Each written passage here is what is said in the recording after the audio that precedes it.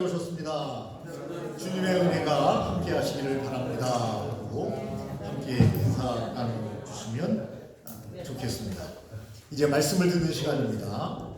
함께 말씀의 은혜를 받는 귀한 시간이 되시기를 예수님의 이름으로 다시 한번 축원드립니다.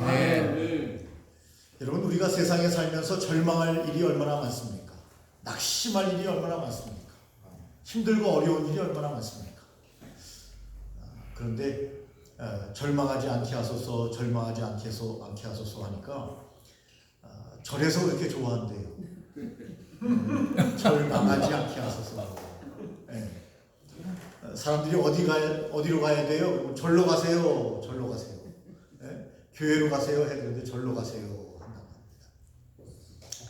합니다. 저와 여러분들이 인생을 살아가면서 절망할 일이 많지만 오늘 주님의 은혜로 여기까지 왔습니다. 아멘. 앞으로도 주님의 은혜로 끝까지 여러분 우리의 인생의 전진을 계속하시기를 예수님의 이름으로 축원합니다. 아멘. 가정에서도 쉴 공간이 없는 사람들이 많아서 가정사역을 하시는 분들은 그런 이야기를 합니다. 가족끼리 구역을 정해라. 구역. 무슨 구역이냐? 웃는 구역을 정해라. 웃는 구역. 그래서 가정에 중심되는 센터를 딱 정해서 거기를 지나갈 때는 무조건 웃는 거예요. 아빠도 웃고 엄마도 웃고 아이도 웃고 그렇게 웃는 구역을 정해놓고 가정이 웃을 수 있는 공간을 억지로라도 웃으라는 거죠. 근데 밖에서는 막 사람들이 행복하게 웃다가 집에 들어오면 딱 붙는 사람들이 많이 있다는 것입니다. 여러분, 절망하지 말고 우리가 계속해서 지혜를 발휘해서 어떻게 하면 하나님 보시기에 더 귀하고 아름다운 가정과 우리의 교회를 만들 수 있을까? 저와 여러분들이 또 한 주간 주님 앞에서 귀하고 아름다운 그런 생각을 하면서 잘 살았으면 좋겠습니다. 저희 집에 이제 교회가 저희가 옛날에 잠실에 있지 않았습니까? 그때는 교회가 목사님 이제 연구실도 있었고 작았지만 교회 모양이 다 갖춰져 있는 교회였죠. 우리 금병호 장로님이 헌신을 해서 얼마나 교회를 아름답게 꾸며주셨는지 목사님들이 오면 다 그랬어요. 교회가 너무 이쁘다고.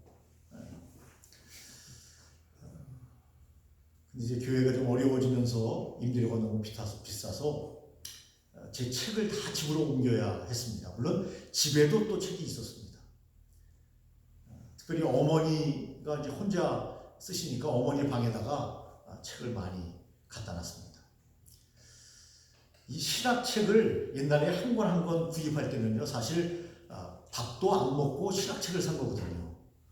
그런데 세월이 많이 지나니까 이제 책이 별로 필요 없는 시대가 됐고, 그래서 우리 어머님께서 책을 치워라 자꾸 그러셨는데 어머니 책이 하나하나 귀중한 겁니다. 근데 자꾸 치우라는 거예요. 물론 잘 정리되면 좋은데 제가 바쁘다는 핑계로 정리를 못하니까 하루는 어머니가 저를 부르시더니 8,000원을 여기다 끼워주시더라고요. 배고플 때 뭐 사 먹으라고 8,000원. 그래서 무슨 8,000원을 이렇게 주십니까? 그랬더니 책을 팔았다는 거예요. 그 책을 우리 어머니가 지금 귀도 잘 안 들리시지만 잘 걷지도 못하셔요. 허리도 안 좋으시고 80이 넘으셨지 않습니까? 근데 그걸 구르마 같은 것을 끌고 책을 파신 거예요. 제가 책을. 그런데 엄청나게 갖다 주었는데 8,000원 받았답니다. 8,000원. 맛있는 거 사 먹으라고 저한테 주시는 거예요. 큰일 났더라고요. 왜냐하면 뭐가 큰일 나면 책을 파는 것도 큰일이지만 필요한 책이 있을 거 아닙니까? 제가 정리를 해야 되는데 어머님이 그냥 무작위로 갖다 버리신 거예요. 제가 옛날에 뭐 개그맨 생활도 조금 했지만 제가 고등학교 2학년 때 우연히 친구 따라서 학생중앙 그 편집실에 갔다가 학생중앙 표지 모델로 발탁이 돼가지고 갑자기 그래서 제 포스터가 그때 학생중앙이 대단했거든요. 그래서 쫙 학교 앞에 걸려서 학생들이 막 난리 난 적이 있습니다. 그래서 학생중앙을 제가 보관하고 있었는데 그것도 버리셨더라고요. 그리고 이제 KBS 개그맨이 돼가지고 여성 잡지에서 이제 저를 조명하는 그런 것을 많이 냈는데 그걸 모아놨는데 그것도 다 버리셨어요. 그래서 역사를 버리셨구나. 그럴 줄 알았으면 핸드폰으로 찍어 놓을 걸 그런 생각도 했습니다. 그러나 어차피 다 지나가는 겁니다. 뭐 그거 기억한다고 해서 뭐 영원히 기억할 것도 아니고, 그래서 도리어 잘 됐다 그런 생각도 했지만 또 섭섭한 마음도 조금 남아 있었습니다. 여러분, 우리가 인생을 살면서 많은 일들을 만나게 되고 또 생각지 않은 일을 경험하게 됩니다. 여러분, 우리가 인생을 살면서 오늘 인생을 어떻게 살아야 할까 하는 생각을 오늘 하게 되는데요. 여러분, 우리의 인생이 짧습니다. 우리는 굉장히 길다고 생각하면서 인생을 살아가는데요. 우리의 인생이 얼마나 덧없느냐, 성경은 주일 아침인데 이렇게 말씀합니다. 나그네 길이다, 이렇게 말씀합니다. 유행가에도 있지 않습니까? 인생은 나그네 길, 어디서 왔다가 어디로 가는가. 물론 우리는 어디서 와서 어디로 가는지를 알고 살아갑니다. 대부분의 사람들은 인생은 짧다고 얘기하지만 어디서 와서 어디로 가는지 모르고 그냥 사는 겁니다.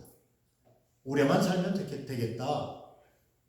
영적인 것도 정신적인 것도 건강해서 오니까 건강만 잘 지키면서 100세 시대를 살았으면 좋겠다라고 생각하지만 성경은 분명히 우리에게 이야기합니다. 창세기 47장 9절, 인생은 나그네 길이다. 언제 훌쩍 떠날지 모릅니다.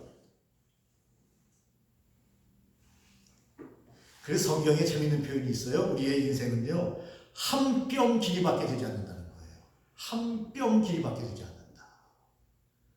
그런데 오늘 우리 교수님, 우리 집사님 특성대로 주님의 은혜로 우리가 이렇게 살아가고, 오늘 우리 박인재 목사님 아까 예배 드리면서 드렸던 찬양대로 정말 하나님께서 우리에게 시간을 주시고 물질을 주시고 건강을 주신 것은 주님을 위해서 쓰라고 우리에게 주셨는데, 우리는 시간도 열정도 달란트도 물질도 다 나를 위해서만 쓰죠. 가족을 위해서만 쓰죠. 물론 대부분의 사람들이 다 그런 것은 아닙니다. 어떤 분들은 주님의 영광을 위해서 씁니다. 귀한 일에 씁니다. 가난한 사람들을 위해서 씁니다. 보람 있게 씁니다. 여러분, 우리의 인생이 한 뼘 길이밖에 되지 않는다고 시편 39편 5절에서는 분명히 말씀하고 있습니다. 또 시편에 보니까 우리의 인생은 순식간에 지나가는데 날아간다, 이렇게 되어 있습니다. 순식간에 지나가는데 날아간다. 아까 제가 고등학교 때 제가 학생 중간 표지물로 나온 이야기, 뭐 개그맨 이야기를 잠깐 드렸는데요. 지금 생각해보면 순간이에요. 순간입니다. 세월이 한참 지났지 않습니까? 그런데도 얼마 지나지 않은 것 같아요. 근데 나이는, 우리 장로님한테 죄송하지만 나이는 벌써 60이 되지 않았습니까? 순식간에 지나간다고 성경은 우리에게 말합니다. 잠깐 자는 것 같다, 이런 표현도 되어 있습니다. 여러분, 잠깐 자는 것처럼 인생이 지나갑니다. 우리의 인생은 본체 같지만 그림자와 같은 것이다 하는 말씀도 있습니다. 잠깐 보이다가 없어지는 안개니라, 이렇게 성경은 이야기합니다. 여러분, 새벽에 안개가 쫙 올라갔는데 햇살이 뜨면 안개가 바로 사라져버리는 것처럼 우리의 인생이 그렇게 긴 날이 아니다. 그러니까 좀 더 의미 있게 거룩하게 아름답게 주님 안에서 우리의 인생을 살아야 된다, 이렇게 성경이 우리에게 말씀하고 있는 것 아닙니까? 모든 날이 그림자와 같기 때문에, 인생은 덧없기 때문에 이 덧없는 인생을 살아가면서 하나님 앞에서 어떻게 살아야 할까? 어떤 때는요, 고난이 우리에게 옵니다.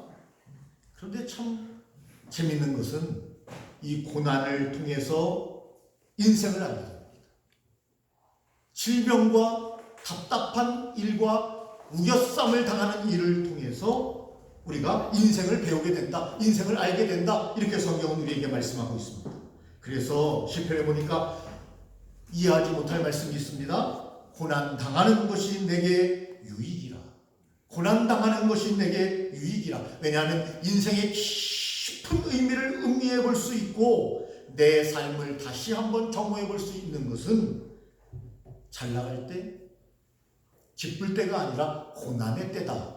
그렇게 성경은 우리에게 말하기 때문에 혹시 여러분이 지금 고난의 때를 지나고 있습니까? 우리가 인생의 깊은 의미를 성경이 우리에게 말씀하시는 교훈을 다시 한번 생각해 볼 때가 바로 지금입니다. 고난을 지났습니까? 그러면 우리에게 있는 달란트로 하나님께 영광을 돌리며 사람들에게 잘하면서 의미 있게 인생을 살아야 합니다. 그래서 성경에 보니까 예수님의 멍에를 메고 배우라 그렇게 말씀하고 있습니다. 이것이 성경이 말하는 인생의 교훈입니다. 누구에게 배워야 합니까? 예수님에게 배워야 합니다. 예수님이 우리에게 어떠한 삶을 살라고 말씀하시는지를 배워야 합니다. 그래서는 평생 학습 이런 말을 쓰지 않습니까? 죽을 때까지 학습자로 있는 겁니다. 죽을 때까지 공부하는 겁니다. 여러분, 성경은 예수님에게 배울 것을 우리에게 말씀합니다.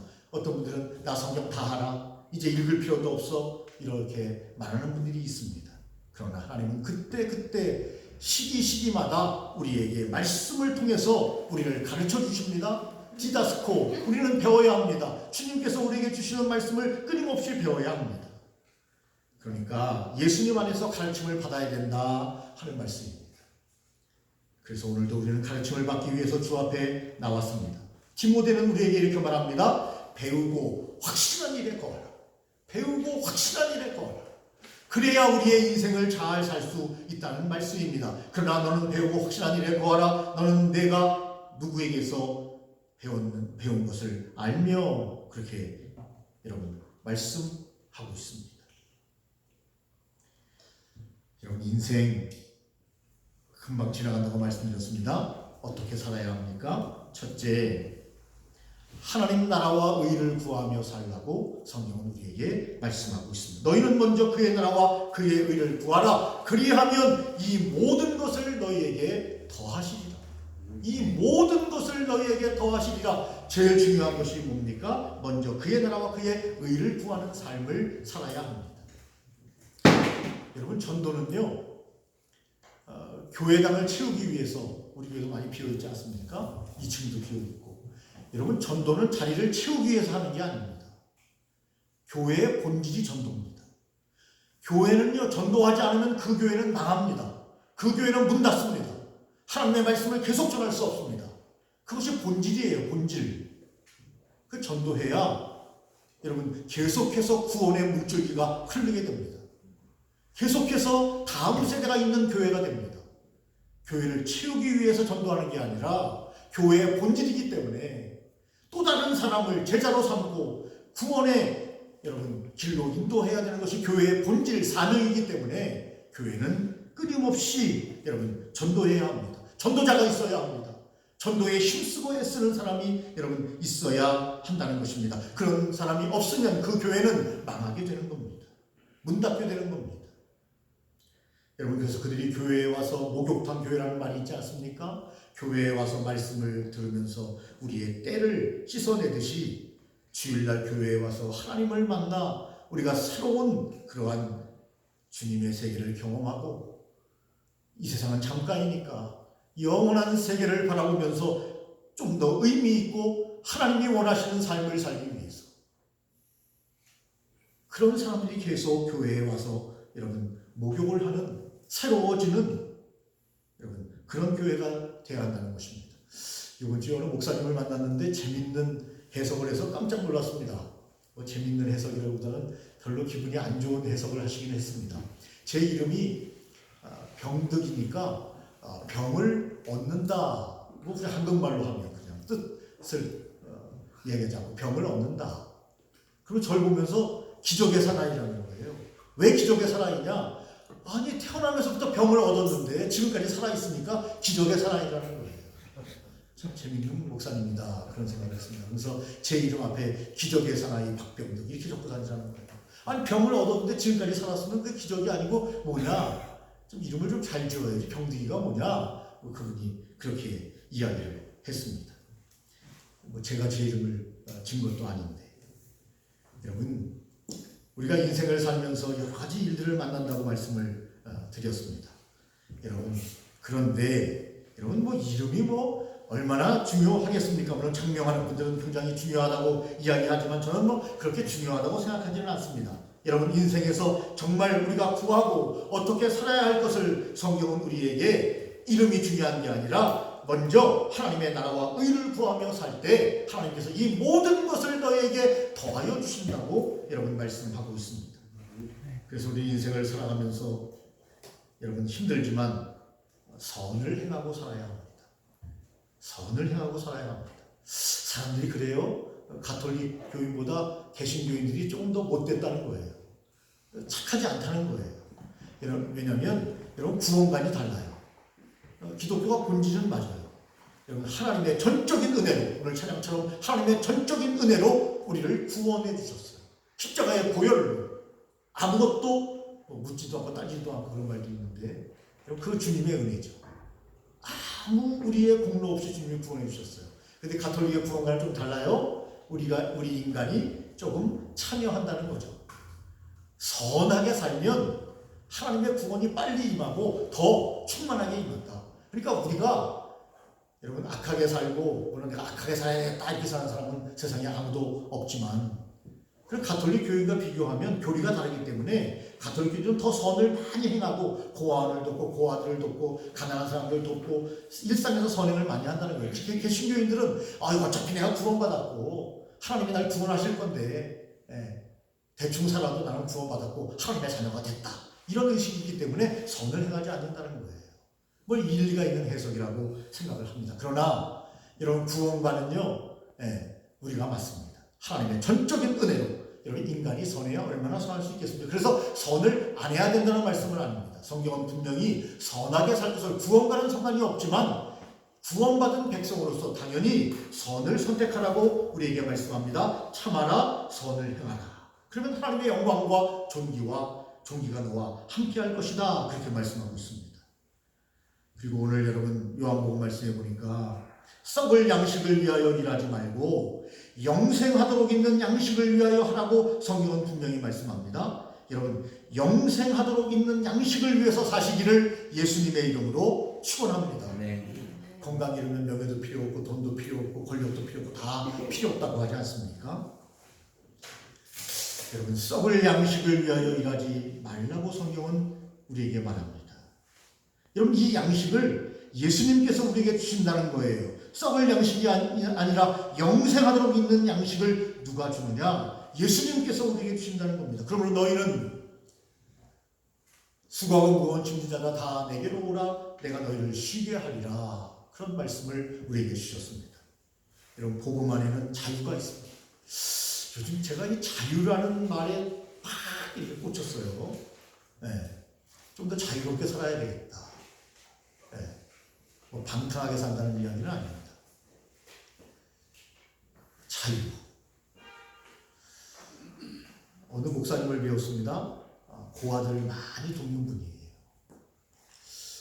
고아들은 참 힘들겠다. 홀로 살아야 되니까요. 또 고아원에서 나이가 되면 고3을 졸업하면 무조건 고아원에서 나가야 됩니다. 독립해야 합니다. 그렇다고 국가에서 많은 돈을 주는 것도 아니에요. 그러니까 범죄에 노출될 수도 있는 거죠. 고아들을 생각하다가 엉뚱한 생각을 했습니다. 고아들은 그런 생각을 안 할 텐데 저는 엉뚱한 생각을 한 거예요.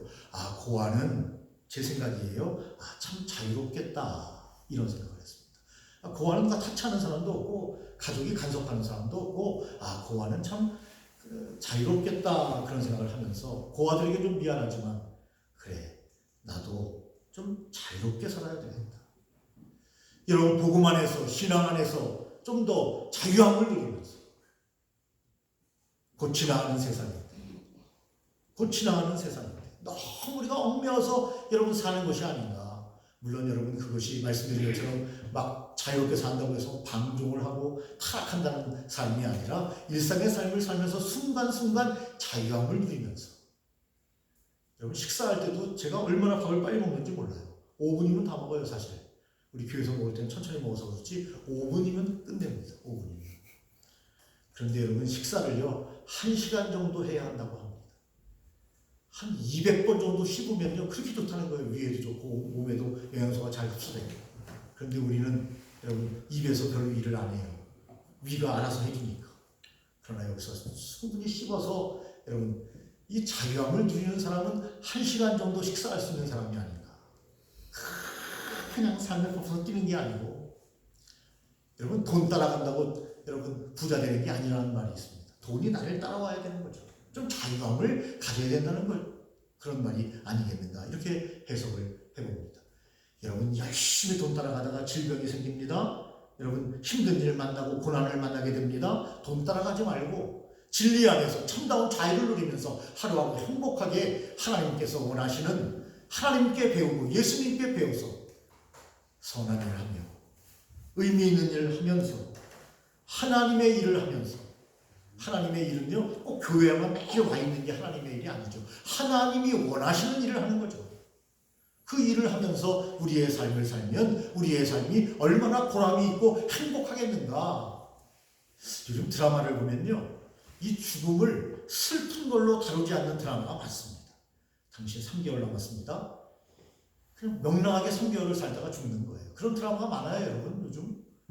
옛날에는 3개월에 죽습니다면 그때부터 인생이 딱 정지돼가지고 그냥 몸이 딱 굳으면서 3개월 이런 드라마였는데 이제는 3개월을 편안하게 지내면서 3개월 후에 가는 그런 드라마가 여러분 많이 유행하고 있습니다. 여러분 저와 여러분들이 오늘도 하나님 앞에서 이렇게 건강하게 여러분 교회에 나올 수 있다는 것은 건강하기 때문에 나올 수 있다는 거죠. 우리 윤성영 장로님이 맹장 수술이 잘 됐는지 잘못됐는지 자꾸 좀 아프다고 하시는데 저번에 말씀드렸죠. 우리 윤성영 장로님이 아파도 아프다고 하는 분이 아니거든요. 제가 아는 우리 장로님 자꾸 이게 아픈 거예요. 별것도 아닌 것 같은데 이게 자꾸 더 나는 것처럼 그렇게 하나님께서 완전한 치유로 또 의사를 통해서 치유해 주실 줄로 믿습니다. 아멘. 여러분 그런데 감사한 것은 나올 수 있는 것은 중병은 아니죠. 중병에 걸린 사람은 교회에 나올 수 없습니다. 그러므로 중요한 것은 뭡니까? 오늘도 하나님의 은혜로 우리가 오늘도 건강하게 이렇게 살아갈 수 있기 때문에 하나님의 은혜 안에서 오늘도 내가 살고 있구나 그런 생각을 하면서 여러분 우리의 삶을 살아야 합니다. 성경에 우리가 요한복음 6장 27절 말씀대로 여러분이 영생하도록 있는 양식을 위하여 살 것을 우리에게 말씀하고 있습니다. 영원한 삶을 위해서 이 땅에서부터 살아야 된다. 그래서 여러분 사도 바울은 이렇게 말합니다. 예수께 잡힌 바 된 나는 예수님이 나에게 하신 교훈을 잡으려고 달려간다. 이렇게 했습니다. 표대를 향해서 달려간다. 목표가 정확하다는 거죠. 나는 예수를 위해서 살겠다. 복음을 위해서 살겠다. 영생을 위해서 살겠다. 선을 위해서 살겠다. 복음을 위해서 살겠다. 이렇게 결단하는 바울을 만나게 됩니다. 오늘 이 아침에 우리가 하나님 앞에 이런 부름의 상을 위해서 우리가 달려가는 삶을 살아야 되는데 여러분 상을 받는 하나님께 칭찬받는 잘했다 칭찬받는 삶을 끝까지 여러분 어떤 분들은 평생 장로님으로 사셨는데 마지막에 천국이 없다 그리고 돌아가신다고 하지 않습니까? 얼마나 억울해요. 평생을 하나님을 섬겼는데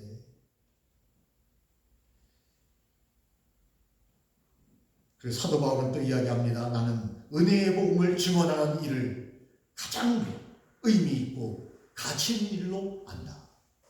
여러분 사도 바울 얼마나 잘하십니까? 대단한 학자 아닙니까? 그리고 엄청난 출세를 할 수 있었던 그 위치에 있었던 가말리엘 문화에서 공부를 했던 대단한 사람인데 그것을 어떻게 해요? 배설물처럼 걸어버리고 나는 온전히 은혜의 복음을 증언하는 일을 위해서 내 삶을 끝까지 살아가겠다 그렇게 말하지 않습니까? 나도 살고 다른 사람도 살리고 어떤 길은 사는 길 같은데 결국 죽는 길이 있다 그런 거 아닙니까? 그런데 복음은 죽는 길 같은데 결국에는 나도 살고 다른 사람도 살리는 길이라고 성경은 우리에게 말씀하고 있습니다. 그러므로 여러분 하나님을 경외하고 하나님의 말씀을 잘 지키면서 우리의 인생을 끝까지 믿음 안에서 승리하며 더 가치 있고 의미 있는 일을 우리가 생각하면서 우리 지난주에 왔던 우리 선교사님 한 20여 년부터 제가 잘 알았던 임래청 선교사님, 아직 국내에 계시는데 필리핀이 아니라 캄보디아 그 아이들은 돌아갔고 청년들은 돌아갔고 지금 부부만 좀 더 계시는데, 그분의 말씀이 이렇게 딱 남는 게 있어요.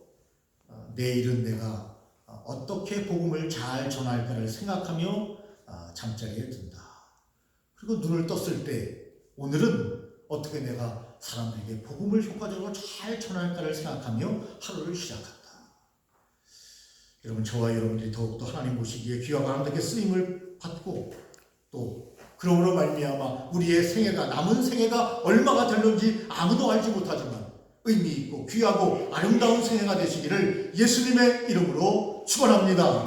전능하신 하나님 아버지, 오늘 저희들에게 귀한 말씀을 주심을 감사합니다. 하나님, 늘 하나님 앞에서 귀하고 아름다운 삶의 행진을 계속할 수 있도록 우리에게 영육간에 감동케 하여 주시옵기를 간절히 빌고 원합니다. 말씀을 기억하게 하시고 진리 안에서 자유하게 하시고 참다운 삶을 하루하루 만들어가는 우리의 의미 있는 생애 될 수 있도록 성부, 성자, 성령 하나님 우리에게 함께하여 주시되, 특별히 성령님 우리에게 감동을 주셔서 말씀이 늘 잔잔하게, 어떤 때는 우리와 같이 우리를 깨울 수 있도록 주님 역사하시고 인도하여 주시옵기를 간절히 빌고 원합니다. 하루하루 기적의 삶을 살게 하심을 감사합니다.